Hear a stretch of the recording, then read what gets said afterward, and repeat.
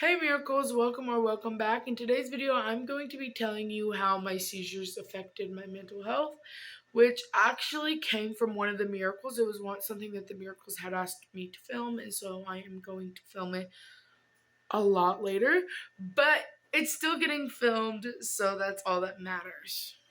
Growing up, it just didn't really do anything. It wasn't until I hit 13 years old. When I was 13, I was seeing kids my age do a lot of things that I wasn't allowed to do. And like I would see my siblings if we like get to do this type of stuff.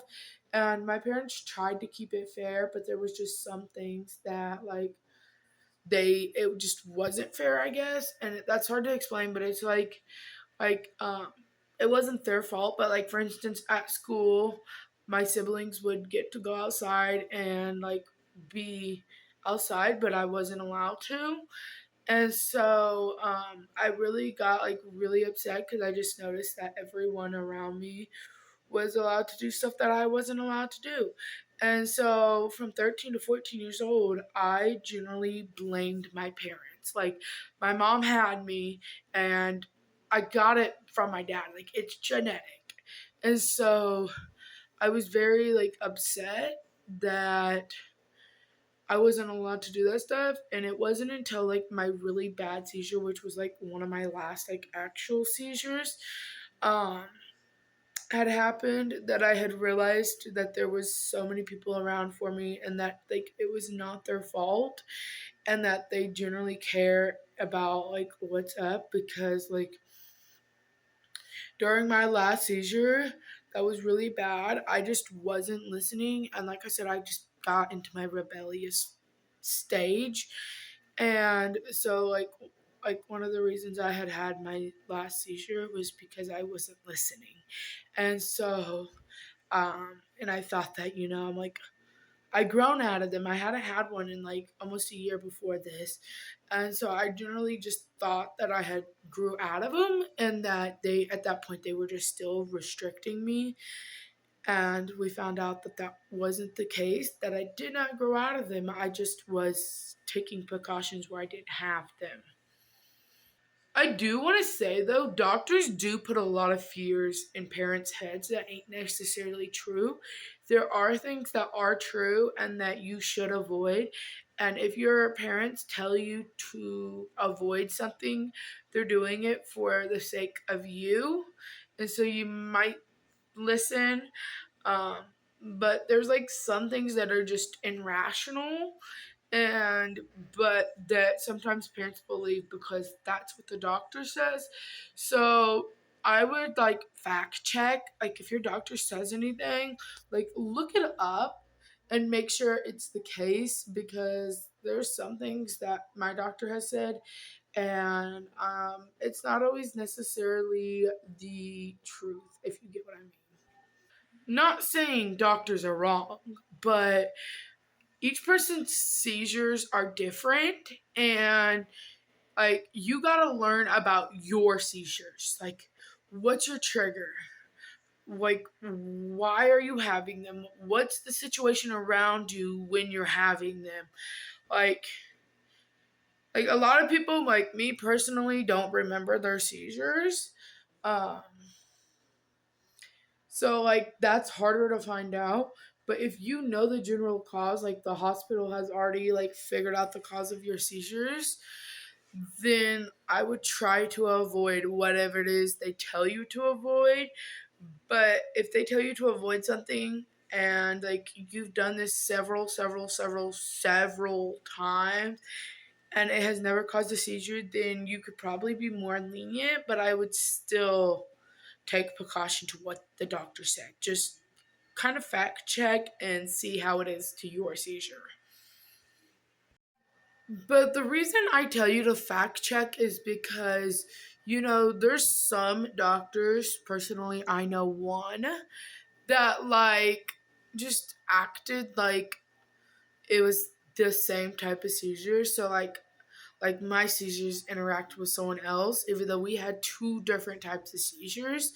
And this doctor is no longer a doctor. I think they're retired. But it would just make me so aggravated when this particular doctor would be like, oh, well, this other person, like me and this other person has nothing in common. We don't have the same type of seizures. We don't have the same type of effect. Like, there wasn't nothing. And so that's why I tell you to really fact check or listen to your parents. Just listen to your parents. If your parents have grown up around you, they would know your triggers. And so if your parents tell you something, don't think they're being mean. Like me, I feel like a lot of people will go through this, but just know that they're looking out for you. And especially if they are genetic, if like your parents got them and your grandparents got them or whatever the case, and somehow you got them because of that, then like, just don't blame that parent because that parent does not have no control over it. And I think that was my idea is I had thought that my dad had like a control over that and he doesn't. And so just know that that's not the case. Seizures aren't catchable. You if you were born with them, you probably will have them for the rest of your life. So find a way to live with them. Like a lot of people, like me, especially growing up, I seen them as this really negative thing just because I was bullied and picked on anytime anyone mentioned it. And so don't see it as that. Like, see it as a blessing in a way because it's like it really makes you look at life and it's not a blessing by no mean, but it's like you got to live with it. And so whatever way that you find that helps you live with it, use it. And like me personally, I see it as like a blessing because it brought me my miracles. And but I know that that's not the case for everyone. It is different for everyone. And so really just find something to live with. And like I just I love you all so much, and I think that that's why like this is so hard just because like I said, I started out hating my seizures and it wasn't until I started this group that I realized that it is something that does need to be talked about and less censored around because I had thought that if I didn't talk about it, they would go away, but they don't go away. So please talk about it. If you guys need someone to talk to, reach out to us. We are here for you. We will talk to you. We like just reach out to us.